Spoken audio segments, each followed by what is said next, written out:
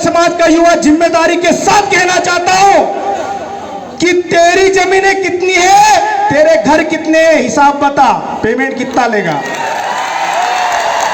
हम तेरी जमीन पे उद्योग डालना चाहते हैं। अब खुली बात कर रहा हूं, बोलो। और यहां पर जितने भी शासन प्रशासन के लोग हैं, मेरा मैसेज पहुंचा दे कि चेतन कश्यप अपनी हिसाब बता दे। हम उसकी जमीन लेना चाहते हैं, जैसा कि तुम हमारी जमीन देना चाहते हो, हम उसकी जमीन लेना चाहते हैं।